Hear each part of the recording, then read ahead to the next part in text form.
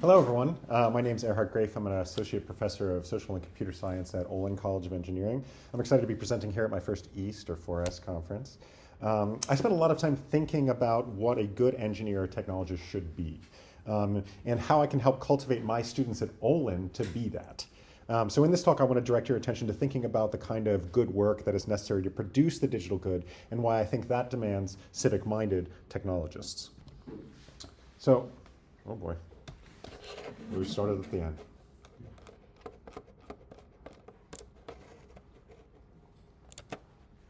There we are. One of the barriers to this is the fact that our digital landscape is produced primarily by engineers and technologists who emerge from an answer to certain professional cultures, such as Silicon Valley culture and engineering culture.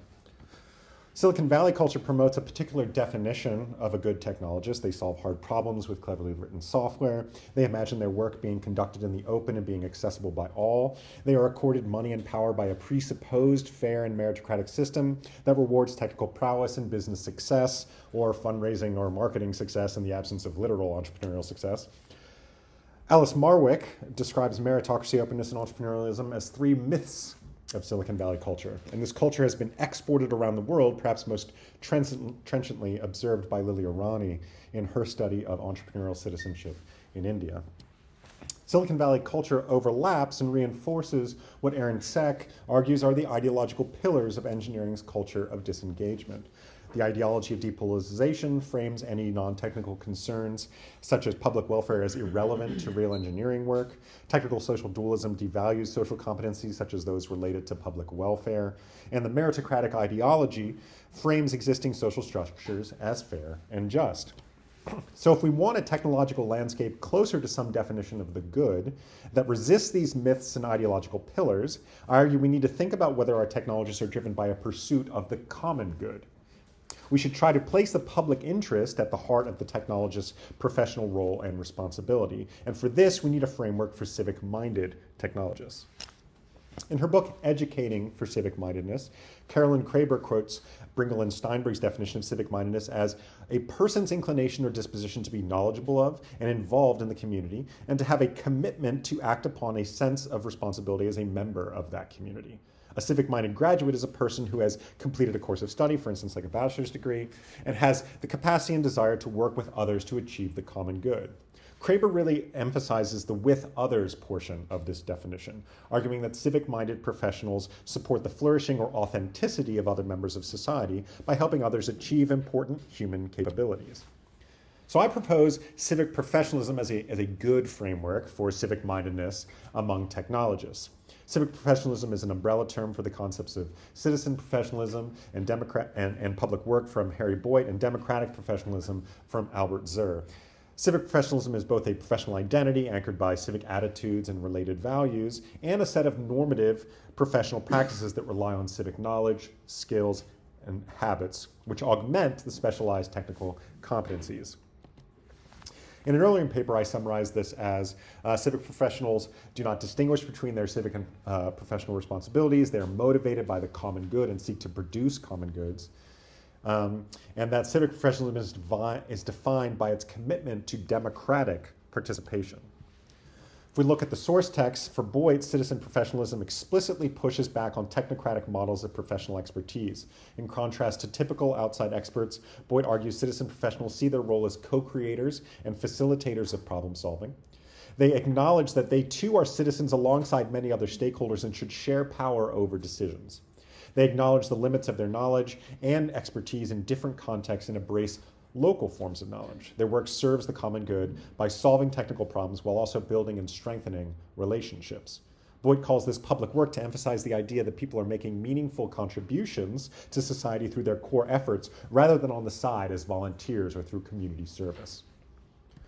Similar to Boyd's description, Zur describes democratic professionalism as resisting the technocratic urge to flatten complex problems into challenges well suited to professional methods beyond the lay public's reach, and instead create space for deliberation and collective action regarding social and political issues beyond the borders of their own professional domains.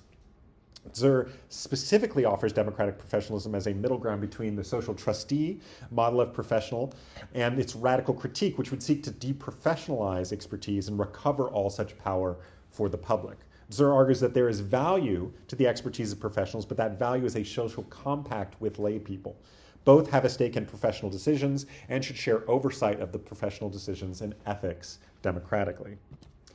Civic professionalism tries to unite identity and practices with essential ingredients of epistemic humility and epistemological pluralism, political engagement, and the common good as a primary goal of work. It responds to sex concerns about engineering culture by pushing back on technocratic professionalism, embracing politics by explicitly negotiating power and competing values, and by engaging in the broader socio-political questions connected to the context of their work rather than assuming the status quo. Trying to do good by, in Charlton McIlwain's call, as mentioned in the opening talk of this panel. Compared to most ethical frameworks and definitions of good work, civic professionalism is better aligned with the questions of politics, socio-technical systems, and collective action. Additionally, it overcomes the parochial concerns of individual companies and disciplines by defining good work in terms of a broader definition of civic virtue. So, all this would then demand some form of civic and political education for technologists. So political consciousness and civic-mindedness are not completely foreign to the history of engineering profession in the United States, although the sites of contestation, as Edwin Layton and Matthew Wisniewski have documented, were often within the professional engineering societies, and they were tied to mainstream political culture shifts. In 1982, a band of Bay Area computing professionals started organizing themselves into CPSR, which was dedicated to raising the awareness of the profession and the public with regard to the dangers inherent in the use of computers in critical systems. But the group lost its focus with the fall of the Cold War, and in some of their work on electronic freedom during the early World Wide Web did as much to help establish the problematic myths of Silicon Valley as they did to resist them, as Finn and DuPont have noted. Despite many efforts in engineering education over the years to promote an emphasis on ethical responsibility and public welfare, Aaron Seck's paper, which did a longitudinal study of students at several engineering programs, including my own, Olin College, all exhibited declines over their 4 years in survey measures of beliefs in the importance of professional and ethical responsibilities, understanding the consequences of technology, understanding how people use machines, and social consciousness. So it's against this backdrop that I reached out to experts to get their opinions on what was possible.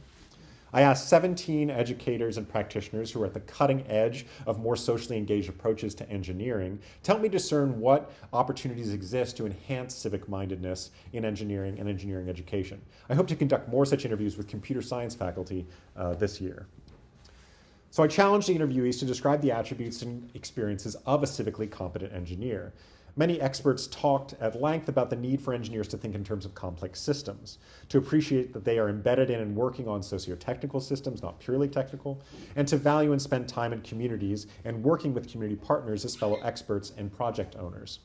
Projects should be participatory and attentive to power. Care, humility, and empathy all came up as desirable qualities.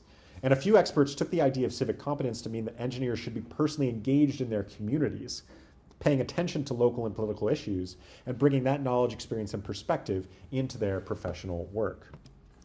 In reflecting on positive examples, I asked experts what they thought makes for a successful civic learning experience in engineering. Almost universally, experts talked about getting out of classrooms and getting into communities. Students should be exposed to the complexity of different contexts. But many of the educators also noted that it needs to be carefully scaffolded. Projects need to have the right size and scope so that students feel that they are making meaningful contributions. And the political charge of a project should be calibrated so that it feels safe for students and the partners they're working with. Community partnerships should be authentic and long-term. Students need to have time to prepare to enter those spaces respectfully, and they need plenty of time to reflect on their experiences.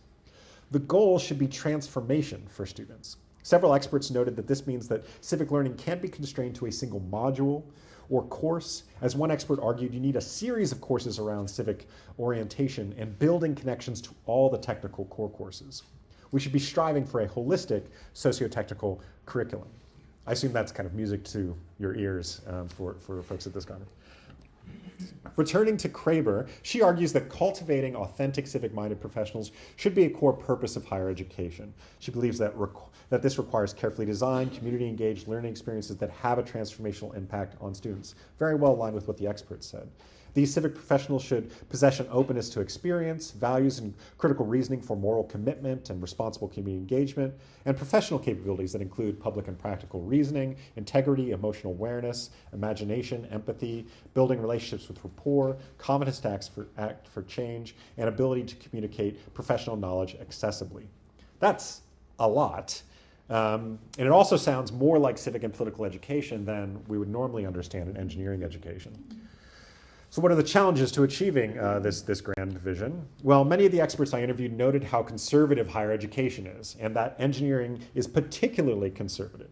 So can our STEM faculty break out of their own epistemic hubris to identify the value of civic and political education to their students and make room for it in their curricula?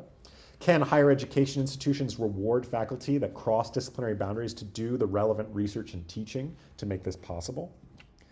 There are competing ideological definitions of civic education, both within countries like the United States and across countries with unique civic traditions. And there are specific concerns about the appropriateness of political education and its study of power and inequality.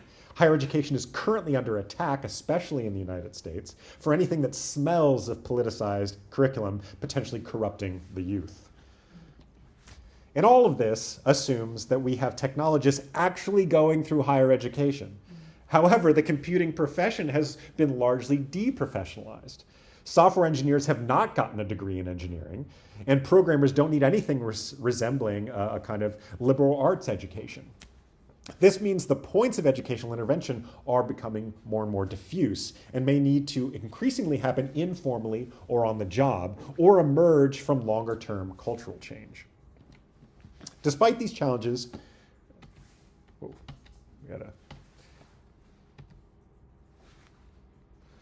having a slight hiccup in this last slide. Despite these challenges, there are bright spots to point to. Silicon Valley technologists have practiced civic-minded and collective action in campaigns like No Tech for ICE and Tech Won't Build It. These movements have connected technical work to political consciousness and efforts to shift power within corporate engineering contexts. The Integrity Institute was founded by former trust and safety professionals from Facebook who saw a need for a professional community for workers whose responsibility is thinking about the common good in their individual companies and to provide them a think tank that can conduct independent, industry-oriented research to inform best practices. Although they have many structural challenges, as Thomas mentioned. There are bright spots in education too. The Political Interest Technology University Network is looking, or the Public Interest Technology University Network is working to synthesize technology, policy, and social justice and encourage higher education to cultivate a new generation of technologists dedicated to the public interest. And out of Canada, the Tech Stewardship Program is redefining ethics and professionalism among engineers in terms of a broader sense of stewardship and civic-mindedness, aimed at both higher education and practicing professionals. It doesn't take more than a passing glance at global news to recognize that everyone could use more civic and political education.